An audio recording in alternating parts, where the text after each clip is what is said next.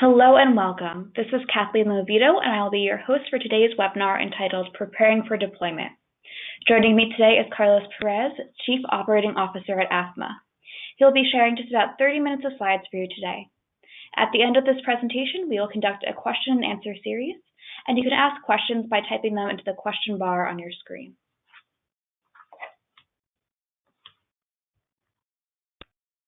AAFMAA stands for American Armed Forces Mutual Aid Association and is a long-standing not-for-profit association that empowers military families with affordable financial solutions.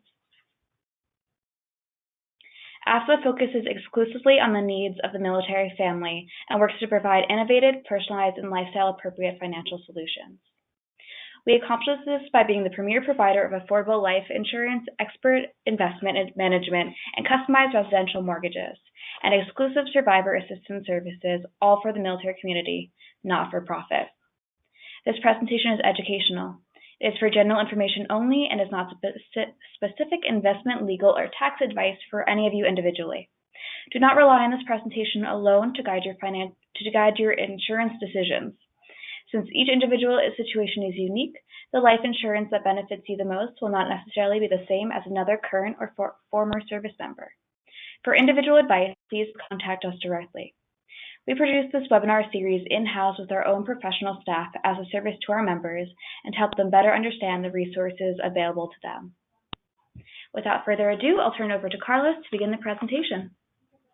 Great. Thanks, Kathleen, for that warm introduction. I'm really happy to be here today to talk about this subject. It's been a while since we've done so, and when the opportunity presented itself, I thought it would be a great time to talk about some of the things that our service members can do with their families to prepare for deployment.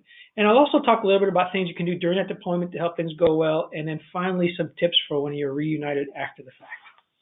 Great, Carlos. Let's start. What is the most important thing a family can do in preparation during the pre-deployment phase? Well, pre-deployment is an important time because that's when all the preparation occurs. And so the single most important thing that a person can do with his or her family is to get informed. Now, the good news is that there are plenty of resources to help you do that. And I want to start out with the Family Readiness Group because it's probably the most important one. And if you were to go to the Family Readiness Group website on the DoD website or do a quick search online, you would see that they are an officially command-sponsored organization consisting of family members, volunteers, and soldiers that belong to a particular unit. And together they provide you an avenue of support and assistance and also a network of communication among family members, the chain of command, and resources in the community. So they are a great first place to start. And you ought to know who your Family Readiness Group representative is and contact them for information and to find out when other information briefings will be held. In addition to the FRG, the Family Readiness Group, you'll find a lot of resources on the installation itself.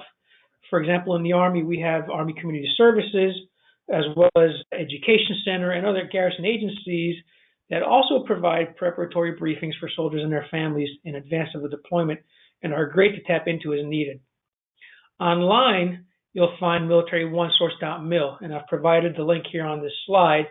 This is a great one-stop shopping for a lot of information about military events across the life cycle of a service member, from when they first start to when they're getting ready to transition. And included in their subject library is a section on deployments and things to do and prepare for it. And then lastly, and I think incredibly important, is to have a conversation with your deploying spouse. And I know that seems obvious, but I think sometimes we take for granted that our spouse knows what will happen during a deployment. I've been on several deployments myself when I was in the Army, and I know that I was guilty of making this assumption, but I always found that it helps to have that talk, in my case with my wife, just talk about some basic things like where was I going? What would I be doing? And of course, those are both within the context of maintaining operational security, but just to give her and the family an idea of what I would be doing. I think it's also important to talk about communication itself while you're deployed, and that is, how often will you speak with each other? How will you speak with each other? Will it be phone calls? Will it be Skype? Will it be a texting app? Because you want to align your expectations with your spouse's so that they know when to expect to hear from you, and you know what frequency they expect to hear from you as well. And then you may want to talk about leave if it's applicable, so that they know when you might be coming home to spend some time with them. And then finally, there are just things around the house that you'll want to make sure you discuss. For example, are your vehicles due for any significant maintenance repairs? Is there anything about the house that your spouse should know? So who should they contact for basic home repairs or for work in the yard? All of that stuff is part of a great conversation to get ready so that you can help relieve some of the stress associated with the absence of one of the two key persons of that family. And in that blue bullet, if nothing else, you ought to know where to go for assistance. And all of these agencies in that conversation can help you do that. Great. Thank you, Carlos. So how do finances fit into pre-deployment? Finances can be a great source of stress if you don't make sure that you understand your financial posture as you get ready to go and while you're gone. And so I know this sounds pretty elementary, but a very simple step that we recommend everybody do, not just if you're deploying, is to have a budget.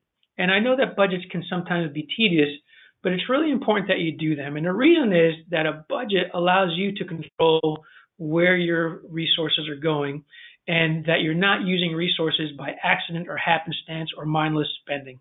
And so this is all about figuring out where you're getting income from, where it's going, what assets you have on hand, what liabilities you might have in terms of significant loans, and knowing what you need to address those liabilities. And it's not just about expenses. I've highlighted in there as well that you ought to plan for long-term savings and investment as well, so that you're focused on your financial future. It's also important to know that during a deployment, you might be able to trim some expenses, and you ought to try to look for those opportunities. And as I'll mention here in just a minute, you may also have some additional income that you can factor in as well. Secondly, regarding finances, you should have an emergency fund, because while your spouse is deployed, you want to be able to address any problems that arise. For example, you may have an appliance that needs to be repaired or replaced. You may have a significant auto repair that needs to be done. You may have emergency travel. And it is an emergency fund that can let you meet those needs without tapping into or breaking your budget.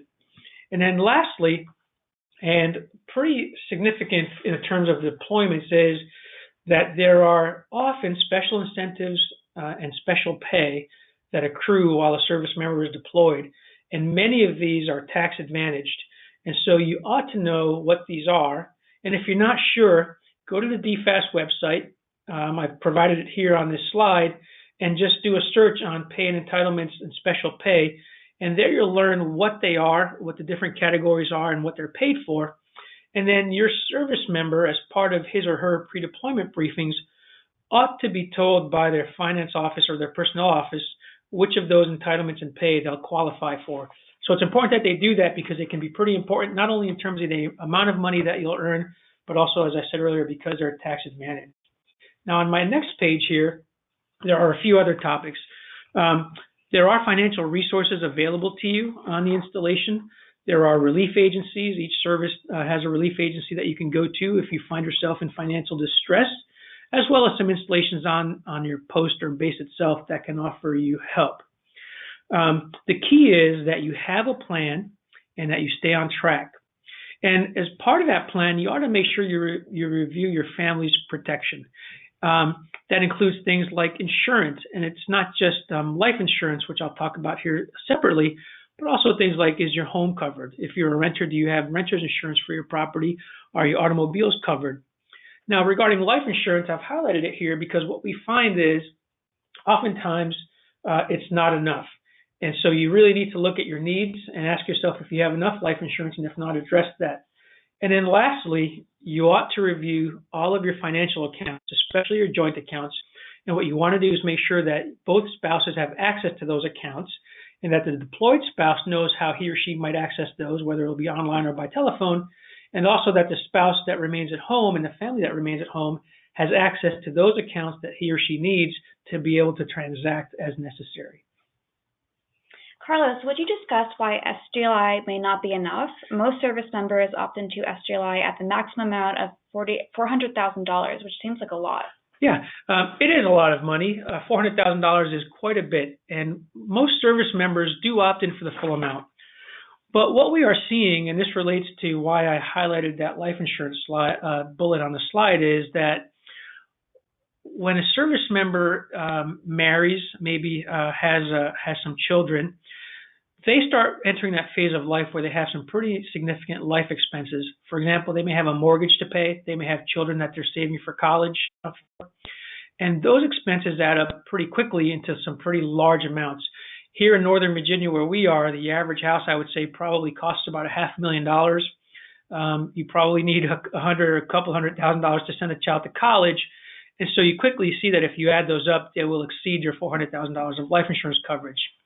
A study done a while back by a life insurance institute found that roughly just under 50% of American households are underinsured, in the sense that if a person, the primary income earner, passed away, they would not have enough life insurance to cover those big types of expenses that I've just mentioned.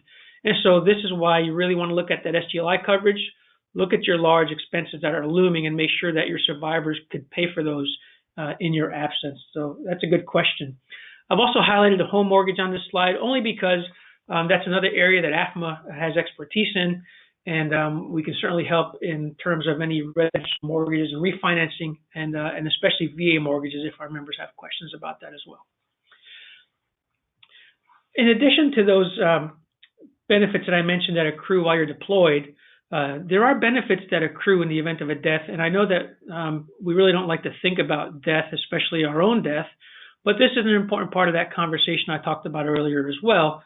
And that is that you'll want to know, or at least your spouse will want to know, where to look to identify benefits that accrue as a result of an active duty death. And I've listed some of the main ones here, and they're pretty significant. If a service member passes away on active duty, the family will receive $100,000 in what they call a death gratuity, but they also might be eligible for help with burial expenses and allowances, and may also be eligible for dependency and indemnity compensation, which could be over $1,000 a month for the spouse and a few $100s a month for children under 18 years old. And finally, just a few other tips here in pre-deployment. Number one, this provides you a great opportunity as you plan to consolidate, eliminate, and automate payments that you might be doing kind of manually each month. It's a great opportunity for savings, great opportunity to reduce expenses. For example, if a service member deploying has a mobile phone, you might be able to deactivate that while he or she is gone, and that'll save you anywhere from $40 to $100 a month, depending on your plan. So look for those opportunities. The last one I encourage people to look at is what's called the Savings Deposit Program, or SDP. This is a great program available to service members that are deployed.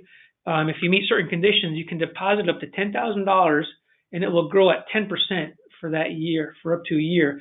That's quite a bit of a return, and it's actually pretty phenomenal in today's interest rate environment. So if you're eligible for that, I highly recommend trying to participate. And I know that finding $10,000 to set aside might be difficult, but it's worth trying to do if your family can do it. And for more information on that program, go to dfast.mil, and in their search bar, enter SDP, and you'll get a lot of information about that program. So as a quick example there on the right, you can see that if a service member has some very basic entitlements like hardship pay, hostile duty pay, and family separation, that's $575 a month in addition to what you were receiving before deployment that you'll earn while that service member is deployed.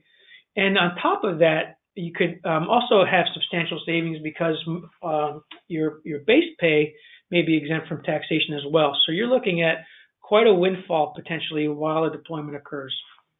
This is great information. Is there anything else in the pre-deployment phase to consider? Yes, there is one other thing I'd like to talk about in pre-deployment, and that's important documents. We recommend that every member does this, not just those that are deploying, but there are a series of documents that are incredibly important if something were to happen to either a service member or a spouse, because they're often used to file for claims either with the VA or other agencies. And so we've listed them here on this slide. And what we recommend that you do is, number one, find these if you don't know where they are. And then number two, store them in a secure place, some place that is secure under lock and key, and that is fireplace, and that the location itself is safe. all of our AAFMAA members listening today actually have access to a digital vault that we provide to our members. And that is a great place to store all of these documents and let your spouse know where they are, especially if you have a life insurance policy with us, because we will use these documents to apply for benefits for your survivors in the event of a loss. Now, that's all pre-deployment. I do also want to talk a little bit about some things you can do during deployment and then following deployment. You've done all this great planning, and what's really important now when a deployment finally occurs is that you stay on track, right? Stay on track with your plans, with your budget, review it. It's okay to adjust it if need be based on actual circumstances, if your pay changes, but do try to stay on track. Do try to avoid retail therapy. It's very tempting to take that windfall, that little windfall that you get every month, and say, you know what, I'm going to treat myself out to an extra dinner once a week with my family since we're home, or I'm going to use it to just buy some stuff I've always wanted. That is risky because you can potentially consume all of that great extra benefits that you're receiving. So be careful about what we call retail therapy, and stay in touch with your spouse. Let them know what's going on. If you're the deploying spouse, it's great to talk about what you're doing in a way. And if stay-at-home spouse or family member, let your deployed service member know what's going on at home with the family, because it really is nice to know that that life for family at home continues in a good way. Now, we've been asked before, where can I check if I'm on track or my entitlements? A good place to begin is with your leave and earning statement. So here's an example of a leave and earning statement, and I've highlighted a couple of things. First, in that leftmost column, you'll see some of those benefits that I mentioned that accrue because of your deployment. So here you see hazardous duty pay location, imminent danger pay, and family separation pay as an example, and those should show up on your leave and earning statement. But also look down at the bottom. As I mentioned earlier, oftentimes you get an exemption from paying taxes on your base pay as well. So here you see that this service member is paying taxes, but you'll also see that the wages that are taxable for tax purposes here are shown there on the wages year to date for federal taxes. Those are actually lower than the total wages for that period because of that tax benefit. So LES is a great place to check to make sure you're earning what you're supposed to be earning. And if you're not, please make sure to go tell your finance office or your personnel office so they can take the necessary actions so that you get what you are earning through your service. Now, at some point, you come home, and that's a great time to get reunited with your family, and we call this the reintegration or the redeployment phase. I was never a fan of redeployment because to me that term never made sense, so I like to call this post-deployment or reintegration. And what's important here is first, your unit will most likely have a series of information briefings to help you with reintegration and essentially unwind all of the personnel and financial transactions that they started before you deployed. But I think the more important one here is you're going to have another conversation with your family member at home, and that is to discuss what happened while you were gone and to recognize that roles may have changed somewhat during deployment. So before you deployed, maybe the service member was the one who took care of all the family finances, and then during a year-long deployment, it was the stay-at-home spouse that took that responsibility over and maybe enjoyed it, and maybe has an expectation that he or she can continue to do that. And so if that's the case, you want to make sure, again, as a good family, that your views are aligned that way so that it doesn't cause any friction. You want to adjust your budget back to your what I call your normal tempo and make sure that you factor in the loss of those special pay and benefits that you were earning. And finally, I think you want to make sure that you make time for your family to reintegrate and get to know each other again. So I think that the reintegration phase is equally as important as the pre-deployment planning that you do, because you have to kind of reverse a lot of things that you set in motion before you left. So there you have it, pre, during, and post tips. I think we have some time for some questions, Kathleen, so we'll take those. Yes, we do. All right, Carlos. Here's one question. I am considering going home to a family while my spouse is deployed. Could you offer your thoughts on that as an option? Sure. That's a very good question, and it's actually quite common. I've experienced that several times when I was serving in the military. And my advice is this.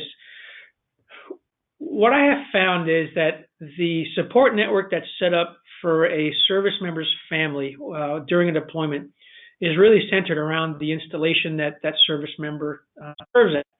And so if you opt to go home somewhere away from that duty station, you're essentially unplugging yourself from that network of information and resources and support. So I would tend to discourage people from doing that. I think it's okay to go home for a visit here and there, but my recommendation, having experienced deployments personally to Bosnia and Iraq and Afghanistan, is that when my family stayed at the installation that I was deploying from, they felt better served because they were in touch with the pulse of the community and with a deployment because of all the information coming back through those resources that we talked about. So if you can, stay at that installation. All right. Another member asks, what are some of the family problems you've observed in deployment? Another good question. I think without a doubt, the financial stress is probably some of the larger cause of stress, which is why I spent so much time talking about that here. Especially at the beginning, when there is some uncertainty about when those pay incentives might kick in. So that is a big one. And I also think that another problem is that the beginning of the deployment is very hard because that's when the routine of everyday life gets disrupted. And that's when your stay-at-home spouse and your children have to figure out their new routines without you.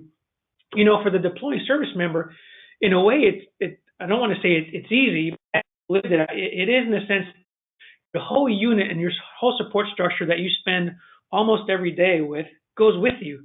So they're all there with you, and you really aren't unplugging from that, although you are unplugging from your family. But your family at home has lost you, the service member, and it's really hard for them to adjust. That is really disruptive. All right, one more question. I have heard that reintegration is sometimes more difficult than being separated. What are your thoughts? Yeah, this is actually something that a spouse brought to my attention, and I thought it was a great question. This military spouse said, I found that part to be even harder than deployment itself.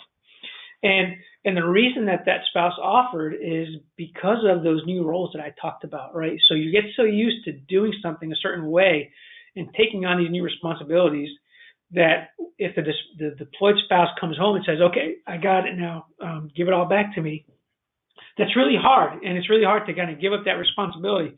So what I would say there is just be aware that can be the case. And if you find it difficult to deal with reintegration, take advantage of those resources available. For example, the Military One Source website that I referenced to earlier, they offer counseling services via telephone or a provider as needed, and they offer it anonymously in order to encourage participation. So if you find yourself dealing with stress either during reintegration or any part of the deployment, please do reach out to those resources because there are ways to get help, and that's the most important part is as soon as you can, as soon as you identify a problem, don't wait. Don't be afraid to ask for help because it's out there. So I have one last slide, Kathleen, just as a quick wrap up for our audience. As I said earlier, in a nutshell, if I had to put it all into one slide, get informed and stay informed. Make sure you know what information is out there and use it. Make a plan, monitor it and adjust it and try to stick to it. And when necessary, get help. And I think if you take those tips, you'll find a fulfilling deployment, not only for the service member, but also for that family that stays at home. So if anybody has any questions after the fact, I think my contact information is available here on this last slide. I want to thank our members for everything that they do every day and for their service. And with that, Kathleen, I'll turn it over to you. Great. Thank you so much, Carlos.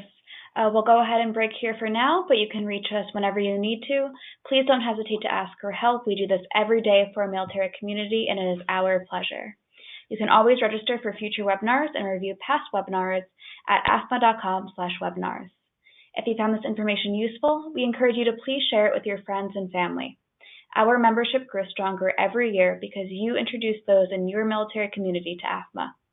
Thank you again to everyone listening. We look forward to our next opportunity to assist you.